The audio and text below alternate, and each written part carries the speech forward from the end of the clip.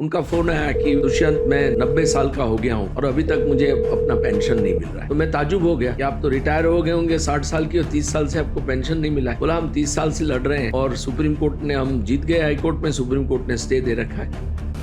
आज देखिए आप कितनी कॉलेजेस हैं हिंदुस्तान में, मेडिकल कॉलेजेस है, इंजीनियरिंग कॉलेजेस है, जहां आप पैसा देकर एडमिशन लेते हैं और डॉक्टर और इंजीनियर बनते हैं। मणिपाल से लेके कहीं पर भी देख लीजिए, तो वो रिजर्वेशन आप अलाउ करना चाहते हैं, उसमें आप कभी डिबेट नहीं करते। अब मुझे सुप्रीम कोर्ट ने एक बार एमाइकस अपॉइंट किया एक केस में, जिसमें एक बहुत ही जबरदस्त प्रश्न उठाया गया था कि भाई एक्यूज को आप compulsorily can you administer lie detector test, narco analysis test और brain mapping test. So, greetings everybody. We are here at the inner circle with Mr. Dushyant Dave, one of the four most legal personalities in this country. For me, he's a constitutional crusader, and now I've got that opportunity to question him, and I'm honored, sir. Thank you so much for accepting our invitation. Thank you very, very much. And I must say that I must first and foremost thank you for this lovely, beautiful mug that you have given me. It reads Constitution Crusader Dissent Aesthetic Dushyant Dave. And I will definitely have my morning tea in this. Thank you so very much. That's my love for you, sir. So, 48 years in the legal profession. How is life feeling after that? Well, life is pretty nice because it is a good balance. I quit just after I turned 70 years. And so it has given me a great, I would say, satisfaction for having worked for 48 years in a very meaningful way, having contributed to, development of the law, having contributed to, bringing justice to people who were in need of justice, having really enjoyed the warmth of the bar, having enjoyed the warmth, affection of the bench, and having earned tremendous gratitude and goodwill from the thousands of clients that I represented in my career. So it's been a great journey, and I think that I took a decision at a very right age, at a right time, and I feel very nice that now that I have quit, I have time to do many other things which I was doing simultaneously also when I was practicing. But I am more relaxed and I can do it much more. Like traveling, listening to music, meeting friends, spending time with family, reading books. So proper retirement plan. Giving interviews to friends like you. So it's been a very nice combination, and I am really, it's been just over 5 months, and I must confess that I haven't missed the courts even for a day. That's amazing, sir. So coming to law, I mean, I admire you from a law student's perspective. I admire you. What has law been for you personally? Because I have seen that you've done a lot of pro bono work. Is it client service? Is it all about the arguments? Is it about judge manipulation? Or is it about the rights-based work that you do? First and foremost, I am dead against judge manipulation. So that's something which was not in my dictionary, not in my rule book. Law is about rule of law. And it's very important for a democracy like India, with over 145 crore people, that we must have, a system, legal system, which is robust, which is efficient, and which is justice oriented. And in that regard, every lawyer must contribute as sincerely, as honestly, and as, efficiently as possible. And because there is undoubtedly a lot of injustice in the society, people are suffering because of the injustices. I mean, it may be private disputes between two parties, or it may be disputes between, government on one hand and, citizens on the other. Whichever way you look at it, there is a fair amount of injustice in society, and it's bound to be there because we are too large a country. And therefore, it is very necessary for a very strong judicial system to be, there, so that it can, remove injustices as far as possible. It's not possible to remove injustices altogether, but judges try and do as much as they can. And we as lawyers have to help them in, their endeavor. So I think to that extent, I would say law is very meaningful, because if you have a society which is, which is unruly, where law is not respected, where law doesn't matter, and where people take law into their own hands, that's a society which is not worth living in. We are seeing today in recent years Yes, sir. that a lot of people are taking law into their own hands. We are also seeing the executive taking law into its own hands. For example, the encounter deaths is a very, I think it's a black dot, a black mark on our democracy, our liberty, our right to life. So therefore, it's very important that law must remain as much as possible, robust and strong. सो आपने कोई ऐसा personal एनेक्डोटी देखा है injustice का? रोज देखते थे. Injustice are everywhere. इधर आज देखिए, कुछ भी हो, आज कोई भी केस ले लीजिए आप. लैंडलॉर्ड टेनेंट का केस ले लीजिए. लैंडलॉर्ड चाहता है कि टेनेंट खाली नहीं कर रहा है. टेनेंट चाहता है कि मैं रेंट दे रहा हूँ, इसलिए अब कब तक आप टेनेंट को वहाँ रहने देंगे? आफ्टर ऑल लैंडलॉर्ड की खुद की प्रॉपर्टी है, और लैंडलॉर्ड चाहता है कि भाई मेरी प्रॉपर्टी मुझे वापस मिले. टेनेंट चाहता है मैं खाली नहीं करूँगा. तो एक तरह का अन्याय हुआ लैंडलॉर्ड को. आज मजदूर देखिए, मजदूर और अपने मालिक के बीच में कभी आज कोई हो गया अनबन, और मालिक ने मजदूर को निकाल दिया. अब मजदूर को नौकरी की बहुत सख्त ज़रूरत होती है, ज़बरदस्त ज़रूरत होती है, और मालिक कभी बिना कारण निकाल देते हैं. तो मजदूर न्याय के लिए तो कोर्ट में आएगा ही. ऐसे आज देखिए, छोटा बिजनेसमैन ने, बड़े बिजनेसमैन, छोटे बिजनेसमैन ने कुछ सप्लाई कर दिया बड़े बिजनेसमैन को. बड़ा बिजनेसमैन अपनी साइज के कारण कंट्रोल करता है, और उसको पेमेंट नहीं देता है, उसको टरकाता रहता है सालों तक. तो छोटा बिजनेसमैन क्या करेगा? उसके पास ऐसी शक्ति नहीं है, कि ऐसे पैसे नहीं है कि वो बिना पैसे के आगे बढ़ सके. तो वो नेचुरली न्याय के लिए कोर्ट के शरण में आएगा. तो आज जैसे आज देखिए, आज कोई भी आदमी पकड़ा जाता है, जैसे आप लोगों को पकड़ लेते हैं.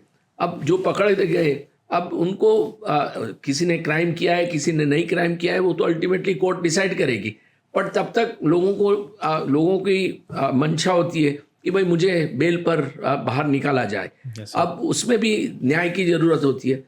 आज देखिए, सरकार हर नागरिक के हर एक पहलू में है. आज देखिए, इलेक्ट्रिसिटी या सप्लाई है, या पानी का सप्लाई है, या प्रॉपर्टी टैक्स है, या जमीन ट्रांसफर करना है, कुछ भी चीज ले लो आप सरकार इज ओमनी प्रेजेंट. और सरकार और नागरिक के बीच में तरह तरह के डिस्प्यूट रोज होते हैं, तरह तरह के, हजारों की तादाद में. तो नागरिक कहाँ जाएगा? वो हाईकोर्ट के दरवाजे खटखटाएगा अंडर आर्टिकल 226. वो चाहता है कि मुझे न्याय मिले, और क्योंकि सरकार तो सरकार है. अब सरकार में आप जानते हैं कि ऑलवेज सही डिसीजन नहीं लिए जाते हैं, कभी कभी गलत डिसीजन लिए जाते हैं, ज़्यादातर गलत लिए जाते हैं. तो उसमें न्याय प्रणाली का ही मदद आ सकती है नागरिक की. तो ऐसे हजारों केसेस मैंने किए हैं, हजारों, 1978 से लेके 2025 तक, जहाँ मैं देखता रहा कि तरह तरह के अन्याय लोगों को सफ़र करने पड़े. और उन सब अन्यायों को दूर करने के लिए, लोगों को न्याय दिलाने के लिए उनको कोर्ट आना पड़ा. और मेरी खुशनसीबी है कि मुझे मौका मिला इन लोगों की मदद करने का. सर, इसमें कोई स्टोरी है आपके पास that you fought for a person who was needy and उसको बहुत ज़्यादा ज़रूरत थी एंड यू वन? नहीं, ऐसे तो सैकड़ों केसेस हैं जिसमें मैंने लोगों को मदद किया है. But one highlight. नहीं, तरह तरह के लोग. मैं आपको एक पर्सनल उदाहरण देता हूँ. जैसे हमारे प्रोफेसर्स थे, मैं अहमदाबाद पढ़ा था कॉलेज में, और हमारे प्रोफेसर्स थे. एक दिन प्रोफेसर साहब का फ़ोन आया, प्रोफेसर वोरा साहब, बहुत ही नामी प्रोफेसर और बहुत ही रिस्पेक्टेड. मैं भी उनका खूब आदर करता था. उनका फ़ोन आया कि दुष्यंत, मैं 90 साल का हो गया हूँ और अभी तक मुझे अपना पेंशन नहीं मिल रहा है. तो मैं ताजुब हो गया कि आप तो रिटायर हो गए होंगे, 60 साल की, और 30 साल से आपको पेंशन नहीं मिला है. बोला, हम 30 साल से लड़ रहे हैं, और सुप्रीम कोर्ट ने, हम जीत गए हाई कोर्ट में, सुप्रीम कोर्ट ने स्टे दे रखा है. और उनके जो व्हाट्सअप मैसेजेस आए तो बहुत दर्दनीय थे. मेरी आंख में भी आंसू आ गए. तो वो मैटर जस्टिस चंद्रचूड़ साहब की बेंच में थी. तो मैंने जस्टिस चंद्रचूड़ साहब की बेंच में मेंशन किया कि देखिए, ये मेरे खुद के प्रोफेसर का मैसेज है, आप खाली सुनवाई करिए, आपको न्याय करना है. न्याय, मैं नहीं कहता हूँ कि आप डिसाइड करिए इनकी फेवर में, पर न्याय करिए. और उन्होंने सुनवाई की और न्याय किया, हम लोग जीत गए। और आप नहीं मानेंगे कि सैकड़ों प्रोफेसर्स और लेक्चरर्स को वो पेंशन स्कीम के लाभ मिले जो गुजरात सरकार नहीं दे रही थी। और जीतने के बाद प्रोफेसर वोरा साहब का जब फोन आया तो वो रो पड़े, फोन पर वो रो पड़े। तो ये सब ऐसे इतने सारे केसेस है। एक और प्रोफेसर साहब जो बड़ौदा में फाइनेंस फैकल्टी में प्रोफेसर और डीन भी थे, वो मुझे इंडिया आर्ट फेस्टिवल में मिल गए। तो मुझे एकदम गले लगा दिया और बोला कि दुष्यंत तुमने कमाल कर दिया, मुझे जबरदस्त पेंशन मिल गया। मैंने बोला सर कितना मिला? बोला दुष्यंत मुझे 1.5 करोड़ रुपया मिला, बैक वेजेस। हाँ, पेंशन के। हाँ, तो मैंने बोला सर मैंने तो फ्री लड़ी है आपका केस। तो हंसने लगे। तो ये सब ऐसे बहुत सारे किस्से। मैंने वर्कर्स के, लाखों वर्कर्स के यूनियन को रिप्रेजेंट किया है without charging fees. Teachers, doctors, गरीब लोग थे, आर्म फोर्सेस के मेंबर्स, आर्मी के कितने सारे आर्मी के केसेस में मैं पेश हुआ। सेंट्रल पैरामिलिट्री फोर्सेस के जैसे आईटीबीपी, सीआरपीएफ, सीआईएसएफ, बीएसएफ और सशस्त्र सेना बल, उन पांचों ऑर्गेनाइजेशंस के अफसरों को जिनको प्रमोशन नहीं मिल रहा था उनका केस में लड़ा। और करीब 17,000 अफसरों को उसका फ़ायदा हो सकता है। तो and that was again pro bono. और जहाँ भी मैं जाता हूँ तो ये सब अफसर इतनी मेरे लिए अफेक्शन और लव दिखाते हैं कि मुझे थोड़ा अंदर से एकदम रोना आ जाता है, क्योंकि ये लोग देश के लिए कितना कर रहे हैं और हम उनके लिए कुछ नहीं कर पा रहे हैं। उनकी लाइफस्टाइल अब जब देखो, मैं जब जाता हूँ, अभी मैं जैसलमेर गया था, मैंने बॉर्डर पर देखा बॉर्डर सिक्योरिटी फोर्स की लाइफस्टाइल, तो आप ताजुब हो जाएंगे कि कितनी मुश्किलों में ये लोग हमारे देश की रक्षा कर रहे हैं। और मुझे मौका मिला उनकी सेवा करने का, तो उससे ज़्यादा सुख क्या हो सकता है।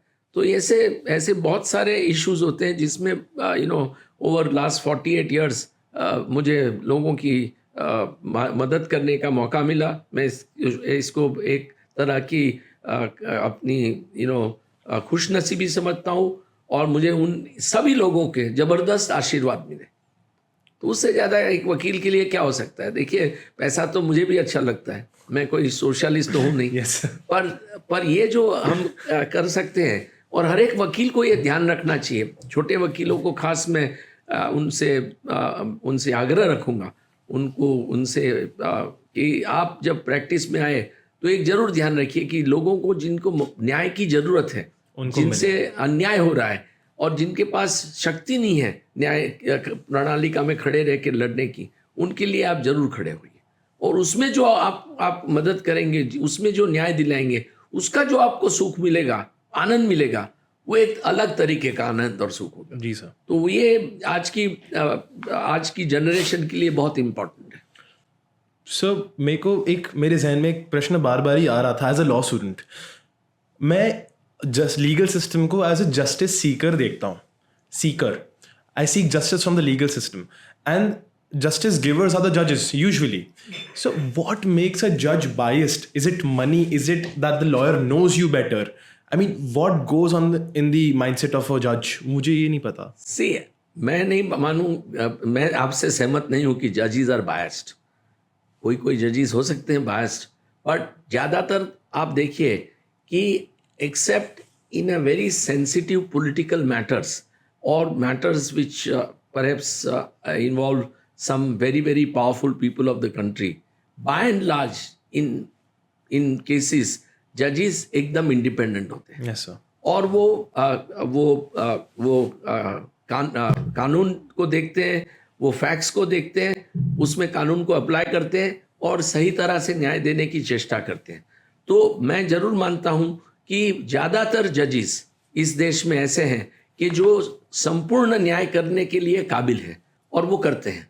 कभी कभी आप बोल रहे हो ऐसा होता है, मैं उसका इनकार नहीं कर सकता हूँ। सिस्टम में बायस जरूर है लोग जजेस को, पर वो ठीक है। अब इंडिविजुअल देखिए, जजेस also have their own perceptions, their own ideology, their own philosophy, their own compulsions, सब कुछ होता है। तो उसमें कभी कभी जजेस अन्याय करते हैं। अब वो तो देखिए, आप you have to accept that ultimately. But by and large न्याय प्रणाली का एक बहुत स्ट्रांग है। रियल प्रॉब्लम इज आज जो थोड़ा बहुत देश में, थोड़ा बहुत नहीं पर काफ़ी अन्याय जो देख रहे हैं न्याय प्रणालिका से, उसका कारण एक है कि उनके ऊपर जबरदस्त प्रेशर है, काम इतना है और जजेस बहुत कम है। आज हिंदुस्तान के जजेस की जो रेशियो है वो पूरे वर्ल्ड में one of the lowest ratio है, पर कैपिटा रेशियो ऑफ जजेस। सो जब तक हम ये नहीं बढ़ाएंगे जजेस को और उनके लिए इंफ्रास्ट्रक्चर नहीं देंगे, तब तक जजेस को न्याय करने में मुश्किल होती है। और आज 5.5 करोड़ केसेस लगभग पेंडिंग है कोर्टों में, पूरे हिंदुस्तान की कोर्टों में। उन सबको सॉल्व करना कोई आसान बात नहीं है, वो तो एक बहुत ही एवरेस्ट चढ़ने जैसी बात है। तो उसको अगर आपको सामना करना है तो सरकार और न्याय प्रणाली का वकील लोग सबको मिलकर एक कुछ सोचना होगा, सबको मिलकर कुछ ठोस कदम उठाने होंगे कि कैसे इसका मुकाबला करें, कैसे इसका सामना करें, ताकि सब लोगों को जल्दी से जल्दी न्याय मिल सके। तो मैं जरूर मानता हूँ कि न्याय प्रणाली का बहुत ही सक्षम है, उसमें बहुत ही अच्छे जजेस हैं और वो जजेस रिस्पेक्ट के काबिल हैं। थोड़े बहुत जजेस होते हैं जो every lawyer knows who are the जजेस who are not worthy of respect, but we need not go into that. Yes, sir. So I just had this one question.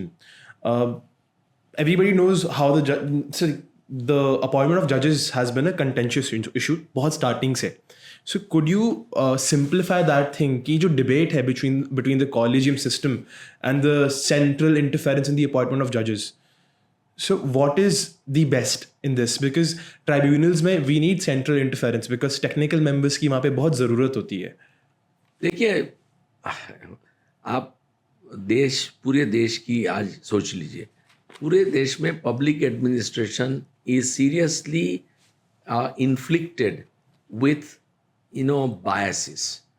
आज अपॉइंटमेंट्स ऐसी हो रही है पूरे पब्लिक एडमिनिस्ट्रेशन में चारों तरफ कि वो अपॉइंटमेंट होनी चाहिए मेरिट पर एक्सक्लूसिवली, पर वो होती नहीं है।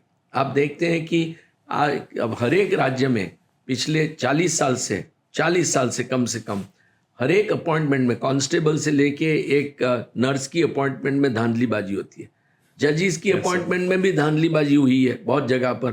तो ये हमारे देश में हम ऐसी स्थिति पर आज पहुंच गए हैं कि जहां most competent, most honest and most deserving लोगों को सिलेक्ट करना पब्लिक लाइफ में मुश्किल हो गया है हमारे लिए।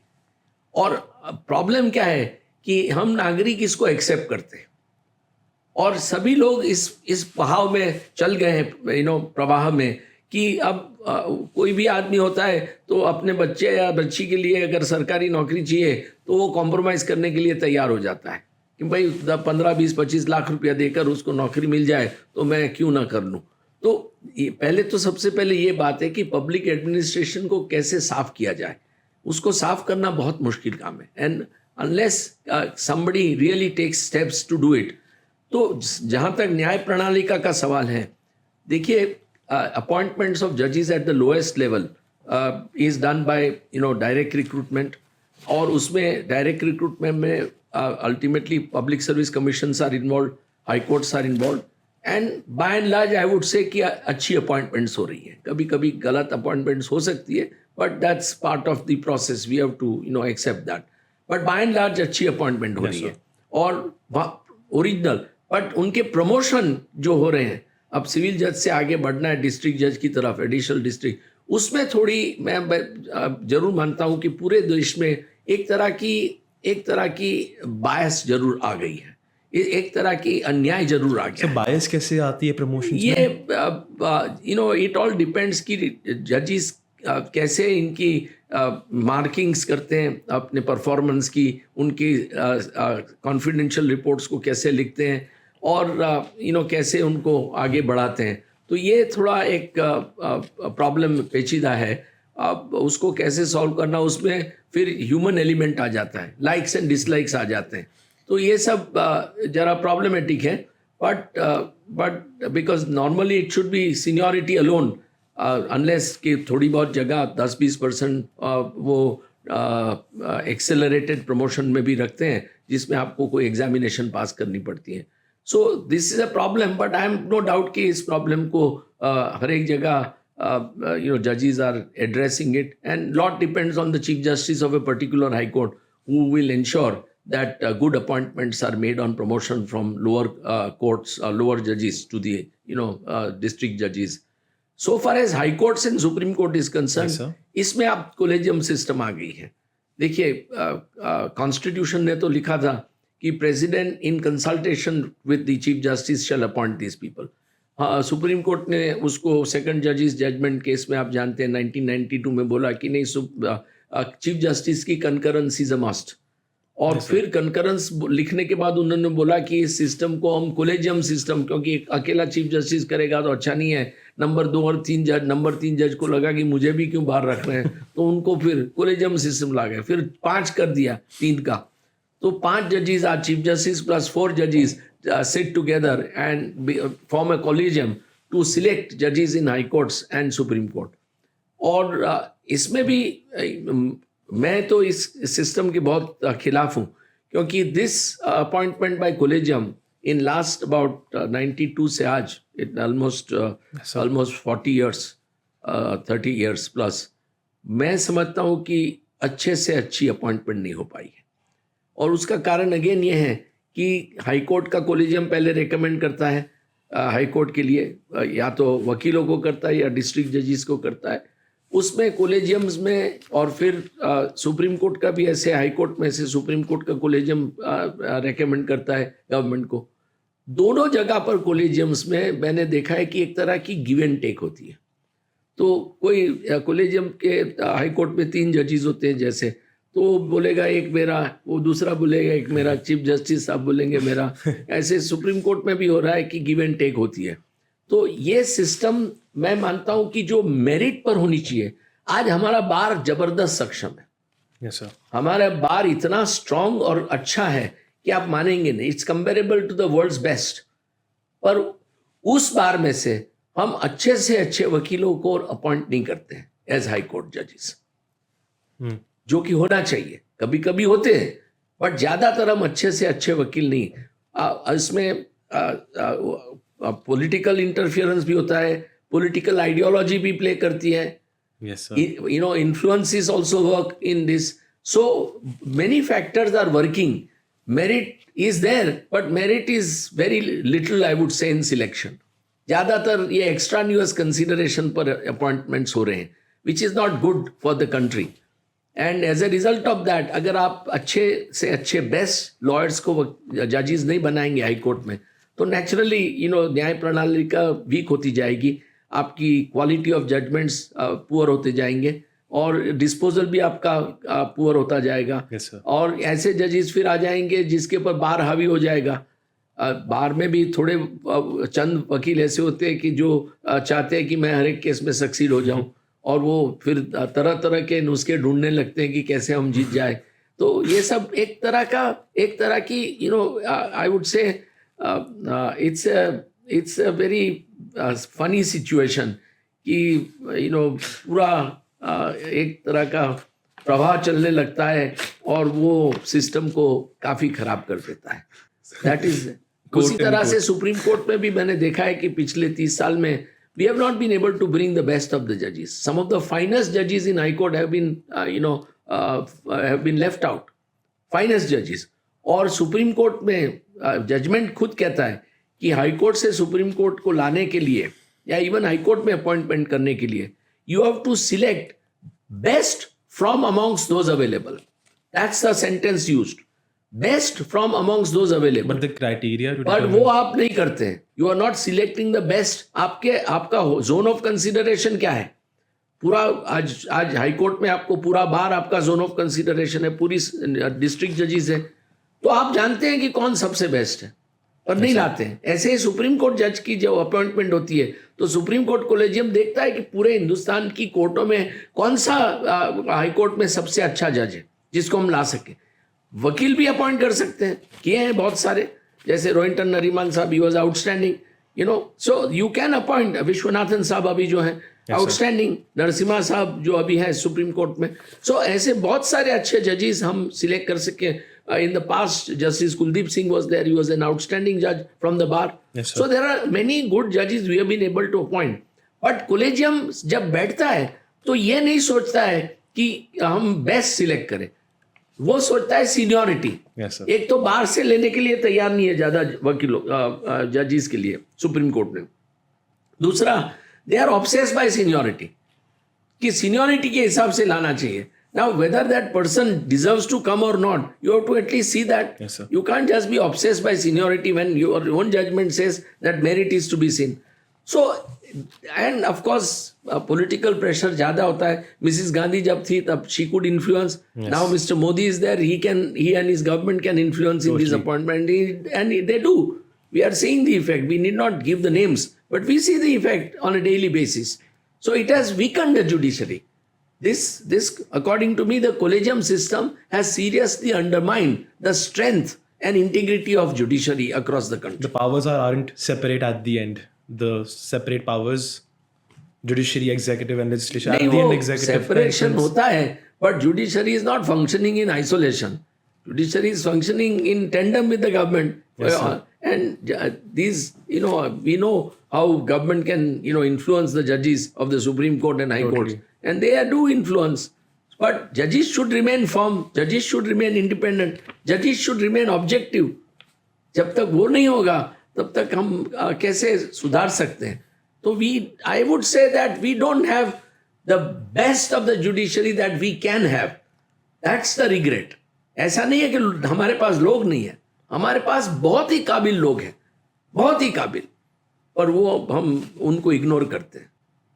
Yes, sir. So at the end, the conclusion is that we can't expect non-human tendencies from human judges. At the end, they're humans. तो biasness थोड़ा तो रहेगा. And sir, मेरा एक personal सवाल था, कास्ट के ऊपर है। So I have seen that Japan में भी एक feudal system था, एक system था जब लोग एक दूसरे की कास्ट्स में या क्लासेस में परमिएट नहीं कर पाते थे। शोगनेट्स, सामुराइज, द पेजेंट्स, इन सब की डिफरेंट क्लासेस थी एंड वो 1900s तक चलता था। इवन सामुराइज आज भी अपनी वो वॉरियर प्रोविस को फ्लेक्स करते हैं। एंड इंडिया में भी वही सेम वर्ना सिस्टम था एंड पेरिस में वो clergy, nobleman and etcetera different parliaments थे।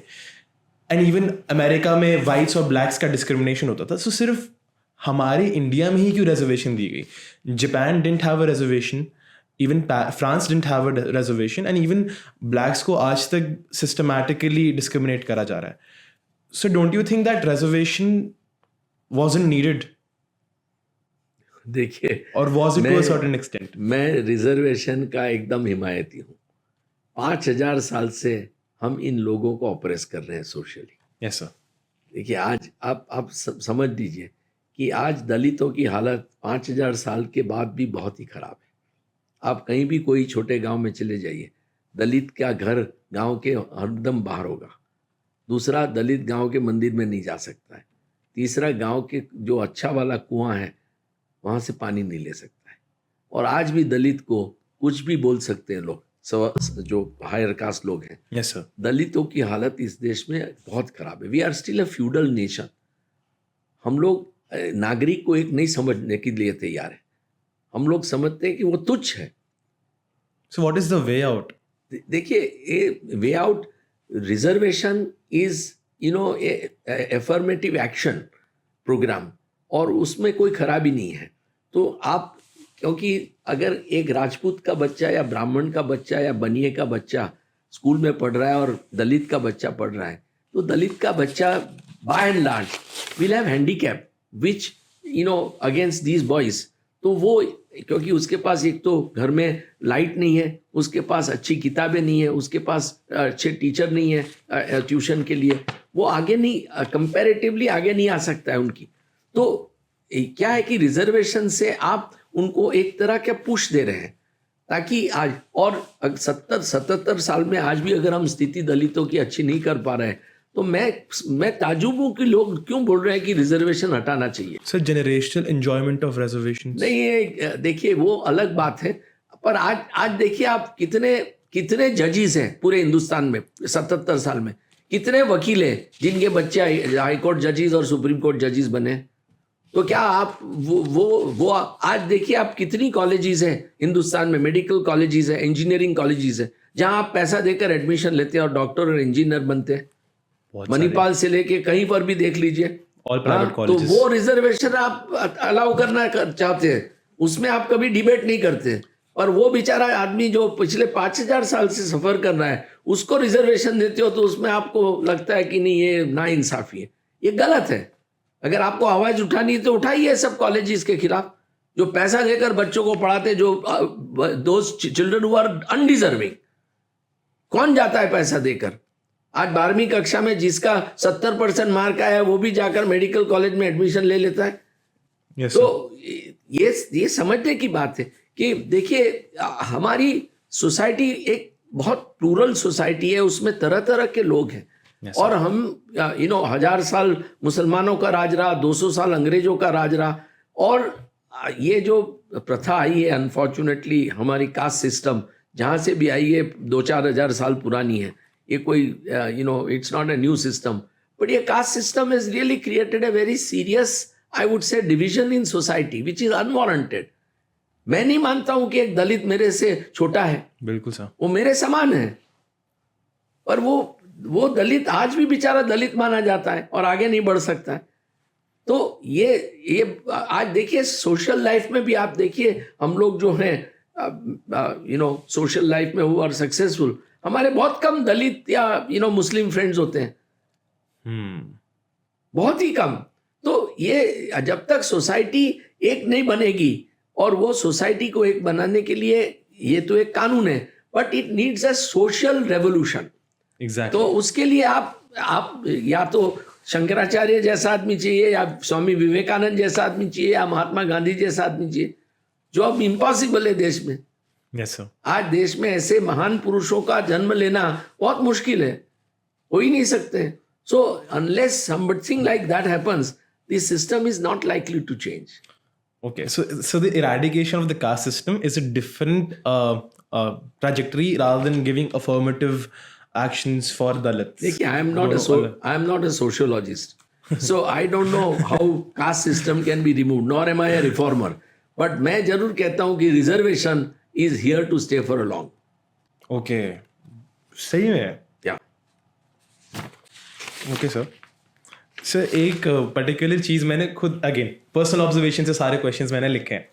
सो I have seen this in American movies कि आप अगर आप विटनेसेस को देखोगे, तो for example witness is there on a very heinous crime, और एक पर्टिकुलर क्राइम में उसको इन्फ्लुएंस होने से भी बचाने के लिए वो लोग 4 गार्ड लगा देते हैं घर के बाहर, with AK-4, with M4 carbines et cetera et cetera, witness protection programmes. Yes sir. And India में इट्स वेरी वीक, विटनेस कभी भी इन्फ्लुएंस हो सकता है। And I have seen this, witness murders होते हैं, खुलेआम होते हैं। देखिए, हमारा देश बहुत बड़ा है, 145 करोड़ लोग हैं, हमारे पास रिसोर्सेज कम है, जुडिशरी में इतनी सक्षमता नहीं है, इतने रिसोर्सेज नहीं है कि विटनेसेस को प्रोटेक्ट कर सके।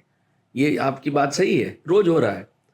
हर एक क्रिमिनल केस में विटनेसेस को इन्फ्लुएंस करना, विटनेसेस से इंटरफियर करना, ये तो कॉमन हो गया है। Yes sir.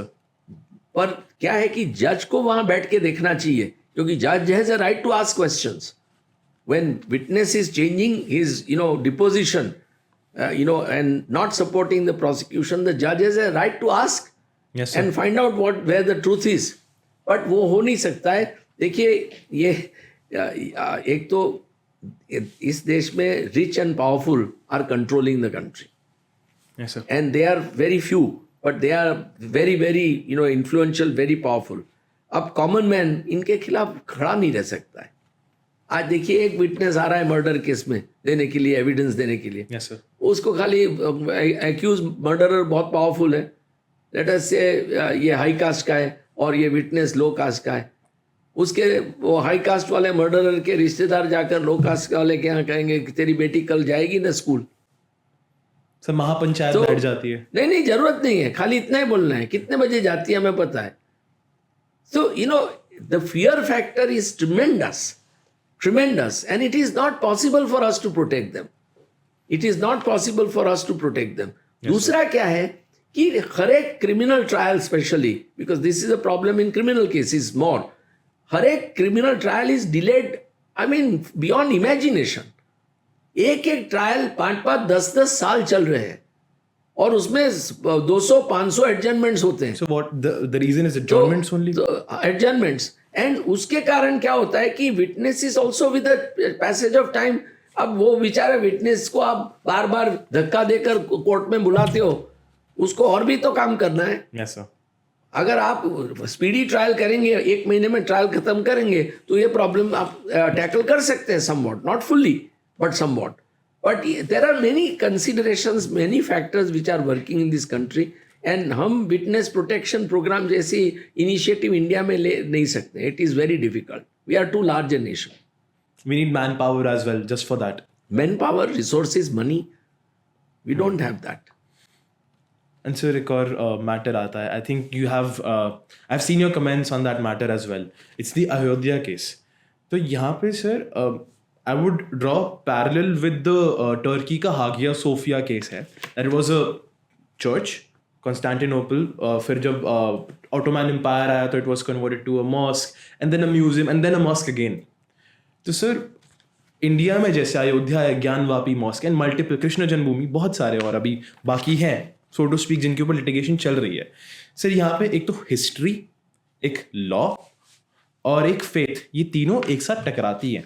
And in a democracy like ours ये बैलेंस कैसे करके चले कि we respect every stakeholders interests. देखिए सिंपल चीज है, आप हिस्ट्री को बदल नहीं सकते. History is history. You should not try and change history. अगर लोगों का फेथ है तो सही बात है. अगर लोगों का फेथ इतना स्ट्रांग है तो आज अयोध्या में आपको बनाना था भगवान राम का मंदिर.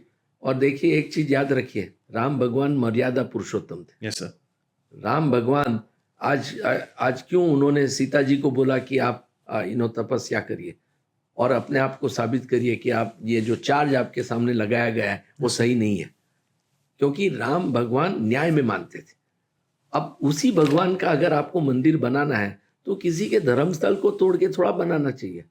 वो बगल में बन सकता था. आज देखिए कोई ऐसा नहीं पुरवार कर सकता है कि भगवान राम इधर ही जन्मे थे. ये तो एक फेथ है, आप जैसे बोल रहे हो. पर फेथ होने के बावजूद भी अगर वहां बन गया है और तो बगल में बनाए. दूसरी बात क्या है कि हम बोलते हैं कि मुसलमान बारबेरिक थे और हमारे मंदिरों को उन्होंने तोड़ दिया. सही बात है, उन्होंने तोड़ा, वो गलत बात है और हमें सब कंडेम करना चाहिए. पर उसका मतलब ये नहीं कि हम उनकी मस्जिद तोड़ दें और वहां पर मंदिर बनाए. क्योंकि फिर जब इतिहास लिखा जाएगा 200 साल के बाद तो लिखा जाएगा कि भाई न्याय प्रणाली का दुरुपयोग करके हिंदुओं ने यहाँ मस्जिद तोड़ के मंदिर बना दिया. तो अल्टीमेटली देखिए फेथ सब में है. मैं खुद भी एक हिंदू हूँ, मैं ब्राह्मण हूँ, मैं भी राम भगवान से प्रार्थना करता हूँ रोज. पर मैं जरूर मानता हूँ कि आज के ज़माने में ये सब करने की कोई ज़रूरत नहीं है. देखिए आप कुछ भी कहें, आज 1947 में मुसलमानों को 2 चॉइस थी, या तो पाकिस्तान चले जाइए या आप हिंदुस्तान रुक जाइए. जो मुसलमान पाकिस्तान में जाना चाहते थे वो चले गए और जो मुसलमान हिंदुस्तान में रहना चाहते थे वो रह गए. और डॉक्टर अंबेडकर बोलते हैं अपनी स्पीच में कि भाई जो मुसलमान हिंदुस्तान में रह गए हैं, और सरदार पटेल साहब भी यही बोल रहे हैं उस माइनॉरिटी रिपोर्ट जब दे रहे थे तब, कि भाई जो मुसलमान हिंदुस्तान में रह गया है, अब हिंदुओं का एक बनता है कि भाई उनको ऐसे रखे कि उनको ना लगे कि उनके खिलाफ डिस्क्रिमिनेशन हो रहा है. तो ये दिस इज वेरी इंपॉर्टेंट, क्योंकि अंबेडकर बोलता है कि जो लोग जाना चाहते चले गए, जो लोग रह गए उन्होंने अपना भविष्य आपके हाथ में रख दिया है.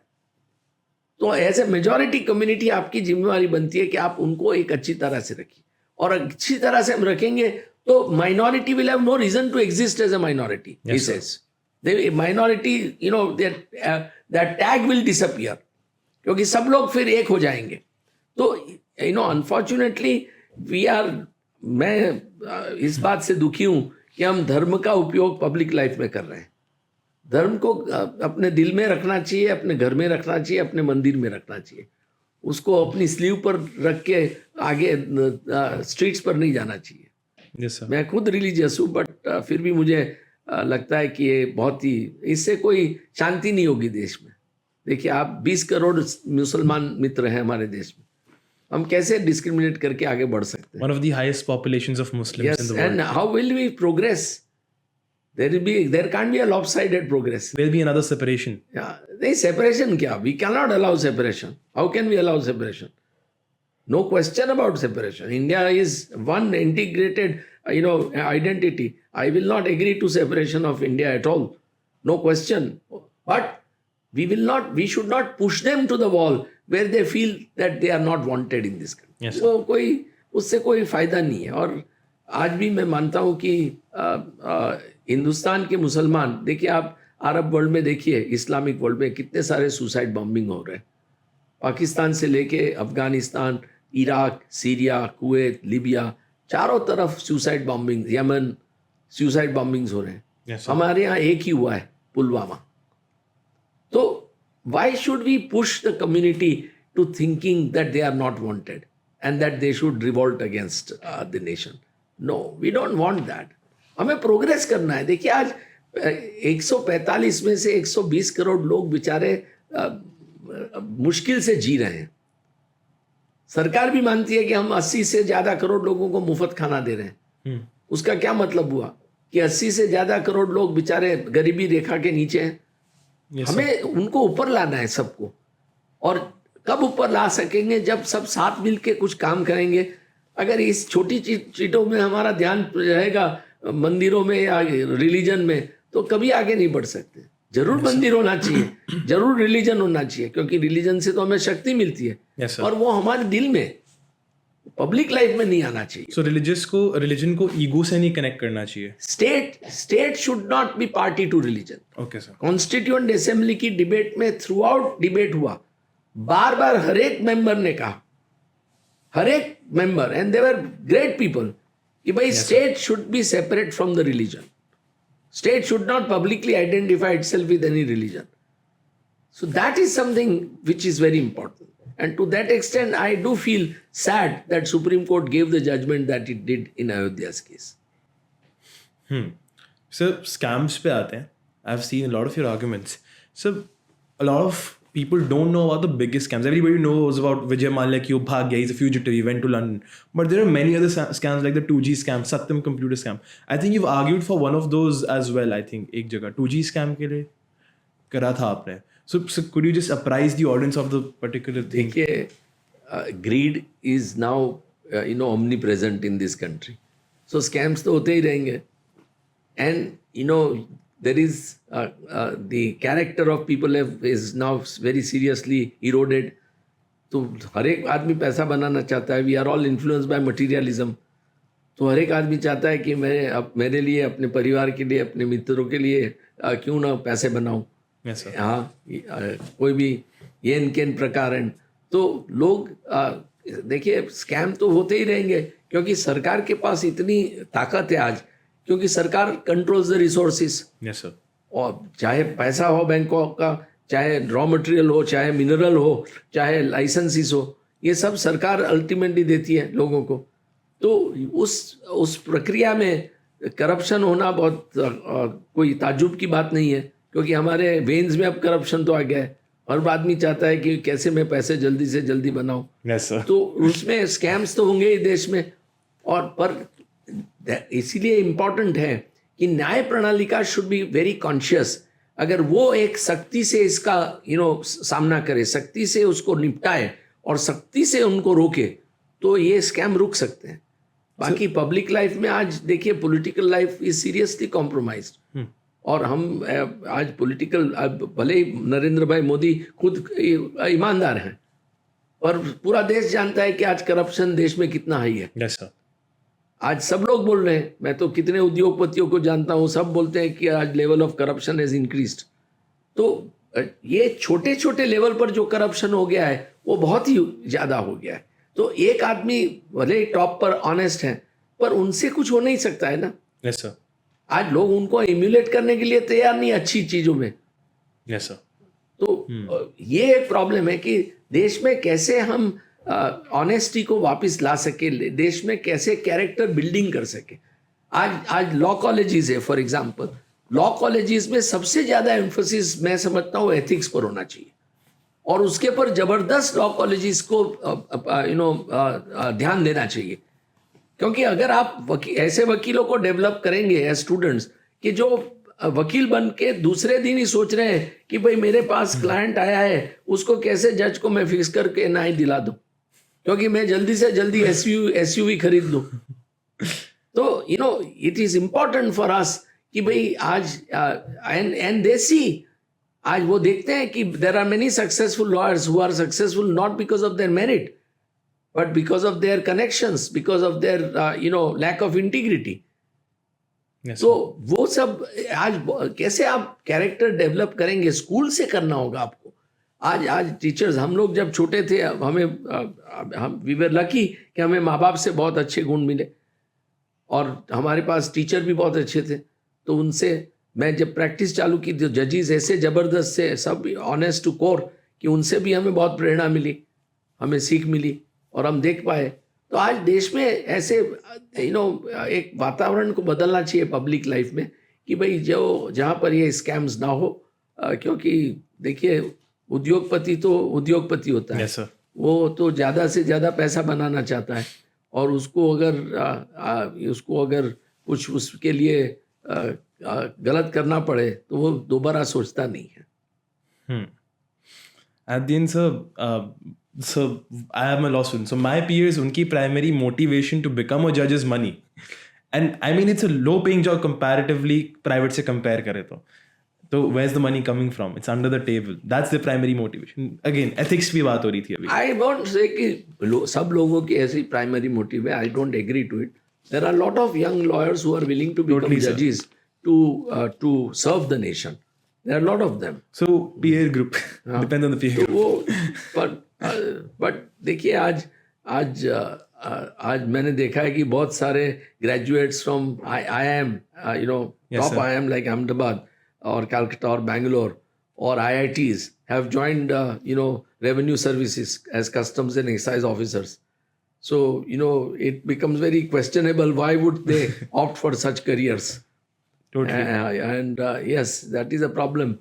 So these are issues which society has to confront. हम लोग कुछ नहीं कर पाएंगे उसके लिए. सर आपकी लीगल लाइफ पे आते हैं. What's the most high pressure matter that you appeared for, जहाँ पे आपको बहुत प्रेशर फील हुआ? Anything or a weird matter or the highlight of your career, any anecdote? As I said कि भाई देखिए आज 78 से 2025 तक कितने केस लड़े उसकी गिनती भी शायद मैं नहीं कर पाऊंगा. Yes, हजारों केसेस में भी appeared, and each case was to me because I was very conscientious lawyer, I must say. और मैं हर एक ब्रीफ को बहुत रिलीजियसली पढ़ता था, हर एक ब्रीफ केस की खूब तैयारी करता था. तो for me every case was important. छोटे से छोटे क्लाइंट से लेके बड़े से बड़े क्लाइंट का केस मेरे लिए बहुत माने रखता था. और मुझे एक हरदम फियर रहती थी कि मैं अगर अपनी तैयारी किए बिना गया और किसी को अन्याय हो गया तो मैं सो नहीं पाऊंगा पूरी ज़िंदगी तक. तो उसके कारण मैं बहुत ही केयरफुल रहता था, बहुत ही हार्ड वर्क करता था. बट होते हैं केसेस, जैसे मुझे सुप्रीम कोर्ट ने एक बार एमाइकस अपॉइंट किया एक केस में, chief justice Balakrishnan, justice Ravindran और जस्टिस पंचाल साहब की बेंच ने सेल्वी के केस में, जिसमें एक बहुत ही ज़बरदस्त प्रश्न उठाया गया था कि भाई एक्यूज को आप compulsorily can you administer lie detector test, narco analysis test और brain mapping test or not.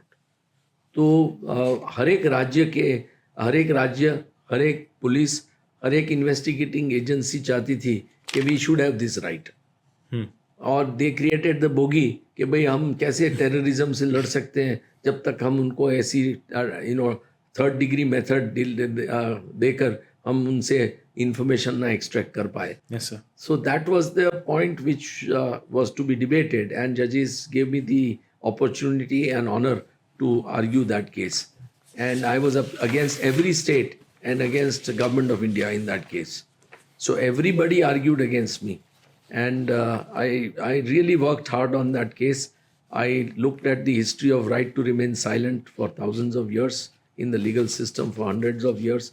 And I looked at the Constitution of India very detailed. I looked at the other jurisdictions of the world, including Israel. and I assisted the court. And I must say, I was very happy that I won. And the court held that you cannot administer it compulsorily.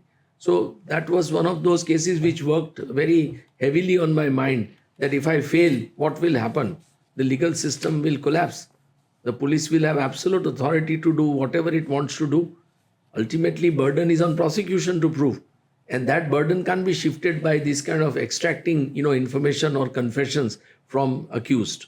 So that would result in a very serious situation in the country. So I'm happy that, Article 21, remained, sacrosanct for me, and I was able to succeed. Thank you so much for that sir. Sir आप nepotism के बारे में क्या कहना चाहेंगे legal profession में, and any tips to the first generation lawyers? देखिए, don't bother about nepotism. If you want to be a successful lawyer, work hard, be sincere, and be honest. Ultimately, reward is there. I mean, there are many, like us who have succeeded without doing anything, which is unethical. And therefore, it's very important to remember that ultimately this profession is a profession where merits can succeed, and merit does succeed. And therefore, do not bother about anything else. Just concentrate on your briefs. Concentrate, collect facts, read law, and assist the judges as courteously but as convincingly, as forcefully as possible. And that is the only way you can come up as a lawyer. If you try and make shortcuts, yes, you will succeed, but you won't have yourself satisfaction. You have succeeded on merits, nor would others, look at you with respect. It's very important to be looked upon by, a society at large with respect as a lawyer. It's a gentleman's profession. And हमारा दायित्व बनता है कि हम न्याय प्रणालिका को ऐसी तरह से मदद करें कि अच्छे से अच्छे लोगों को न्याय मिल सके और सही न्याय मिल सके. तो उसमें अगर हम कमी है और उसमें अगर हम शॉर्टकट पर चले जाते हैं तो सब लोग जानते हैं कौन क्या है. दूध का दूध, दही का दही, सब जानते हैं. दूध का दूध, पानी का पानी. सो सब लोग जानते हैं कि क्या है, कौन लोग कैसे हैं, कैसे खराब है, कैसे अच्छे हैं, किसको रिस्पेक्ट करना चाहिए, किसको नहीं करना चाहिए. तो आज एक यंग वकील को डिसाइड करना है कि मुझे रिस्पेक्ट चाहिए या मुझे पैसा चाहिए. If you are clear about that, there is no problem. Sir respect से आते हैं, have you ever defended somebody who is already guilty? मतलब you know he is guilty. We cannot look, as lawyers, we are not supposed to judge. It is for the prosecution to prove who is guilty. If we start going into that exercise, we can never assist the accused. Everybody is entitled to be fair trial, and fair trial means he is presumed to be innocent, and burden of proof is on prosecution. John Gresham की 2 किताब पढ़ लीजिए, presumed innocent and burden of proof. So it's like that. These are fundamental principles of criminal jurisprudence. अगर आप basic principle of jurisprudence भूल जाएंगे और आप बोलेंगे कि हाँ नहीं भाई ये क्लाइंट तो चोर हैं, हाँ, तो वो एक जमाने में लोग थे ऐसे वकील कि जो बोलते थे, मुझे ध्यान है एक सूरत में वकील साहब थे आज से 50-70 साल पहले, जो बोलते थे कि तुम खून करके आओ, मैं तुम्हें छुड़ा दूंगा. Okay. But that's not a law. That's not a lawyer. It's not right. It's completely unethical. It's totally wrong. You don't do that. So, as lawyers, we are not supposed to judge the clients. Our job is to presume that he is innocent, and it's for the other side, the prosecution side, to prove that your client is guilty. You try and defend him to the best of your ability. That's it. So, have you ever faced biasness from the judiciary? But there are some cases which you don't accept. Like, for example, I was very conscious that I didn't want to defend people who are, involved in narcotics trade, people who are, guilty of rapes, especially, and molestation of children, etc. Those cases I would not accept. And I stayed away from them. So that's personal philosophy. Nothing, it's not. Otherwise, every accused is entitled to be defended. So, कोई ऐसा particular case when the public narrative was against you? नहीं, ऐसा मुझे कभी नहीं लगा. देखिए, I must say one thing, that with whatever stand I have taken, it may not be, to the liking of many. I have always received tremendous reception, love, affection from the judiciary, from the bench. And I have received as much affection from my colleagues at the bar and public at large.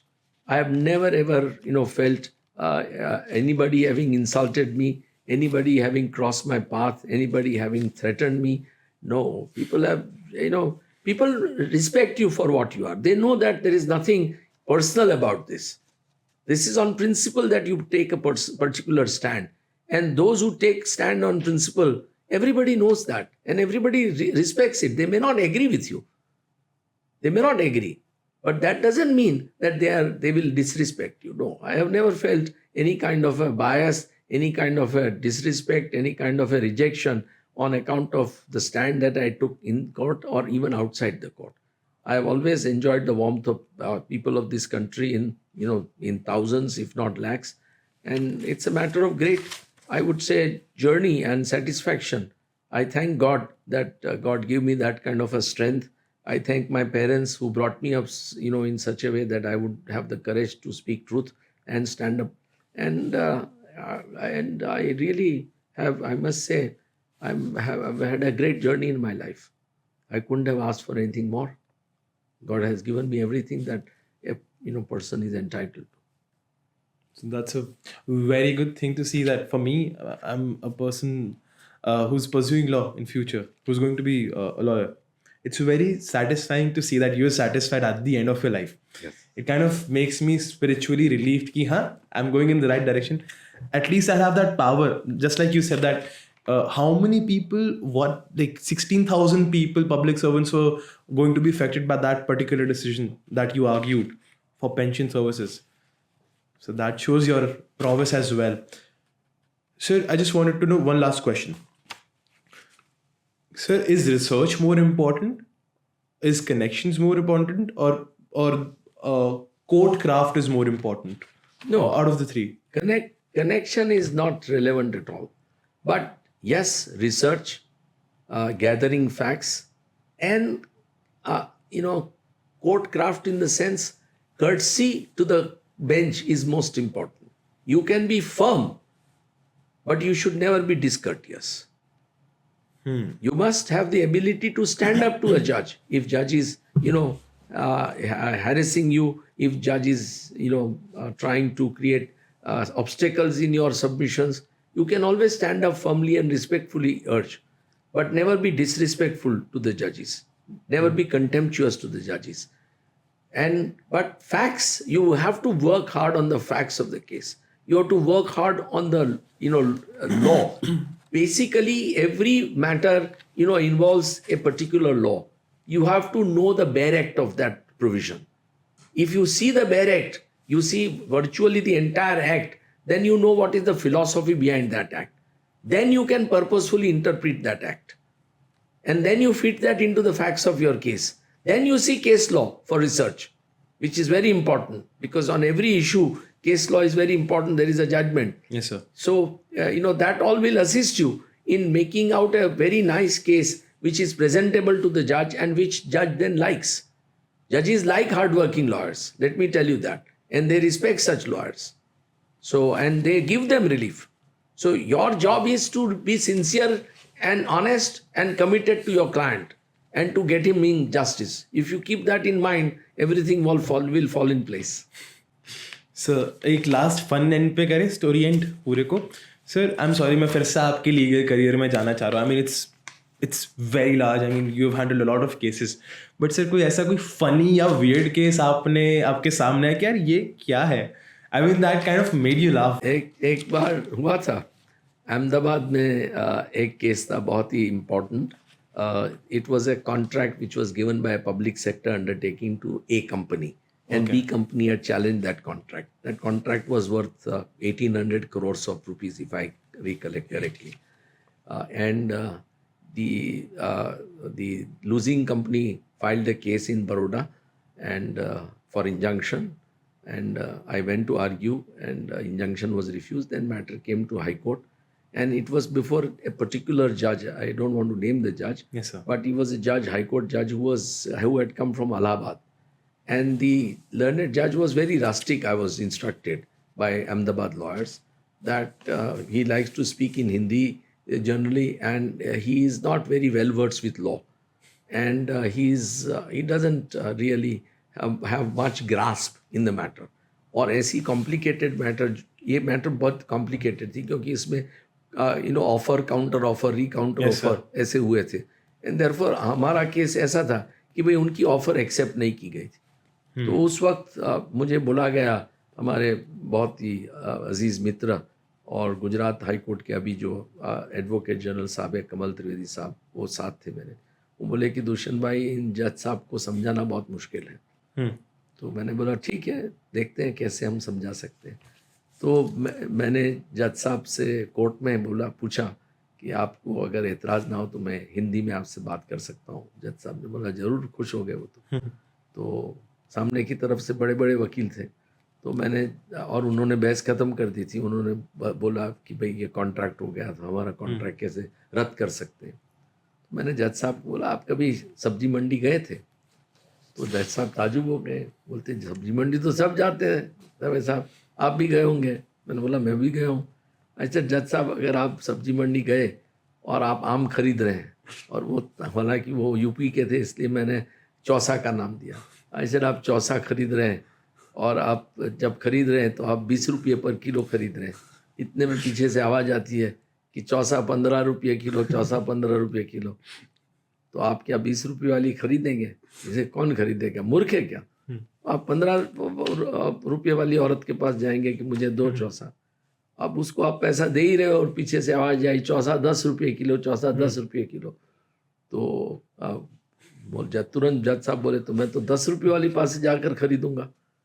Yes, sir. तो मैंने बोला आपकी बात एकदम सही है, पर आपने 10 रुपये वाली से खरीदा तो आपने क्या 20 रुपये और 15 रुपये वाली से कॉन्ट्रैक्ट किया क्या खरीदने का? नहीं किया। तो बोला नहीं किया।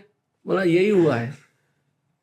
तो पूरी कोर्ट हंस पड़ी और जज साहब बोले अरे इतनी सिंपल बात है, तो उनका केस उन्होंने खारिज कर दिया। Ruled in favor of you. हाँ एकदम उनका केस। तो ऐसी बहुत सारी बात ऐसी होती है कोर्ट में, और मैं जरूर मानता हूँ कि कोर्ट में वातावरण को थोड़ा हल्का रखना चाहिए, रिस्पेक्टफुली। और बहुत बार कोर्ट में ऐसे आर्ग्यूमेंट करते हुए भी मैं जजिस के साथ लाइट बात करता था, रिस्पेक्टफुल, अच्छी और सिविल बात, उसमें कभी कोई किसी तरह की गंदगी नहीं आनी चाहिए। तो जजिस भी लाइक करते हैं और उससे पूरे कोर्ट का माहौल अच्छा बन जाता है। और क्योंकि ultimately bar and bench are two sides of a same coin, और उसको समझ के आप आगे चलना चाहिए। जजिस कोई हमारे दुश्मन नहीं है और हम जजिस के दुश्मन नहीं है। हम दोनों साथ काम कर रहे हैं न्याय दिलाने के लिए दोनों। तो इसलिए एक तरह का रिलेशनशिप होना चाहिए जो एकदम प्योर रिलेशनशिप है, जो एकदम ट्रांसपेरेंट रिलेशनशिप है, और जो एक mutual respectful relationship between bar and bench. उससे बहुत फायदा होता है। ये वकीलों को जरूर ध्यान रखना चाहिए, यंग वकीलों। So that being said, I think कितना हो गया टाइम? 1 घंटे से ऊपर? Perfect, sir. Thank you so much for your time. Thank you very, very much. An honor. I mean, enlightening as well for me. Thank you so much.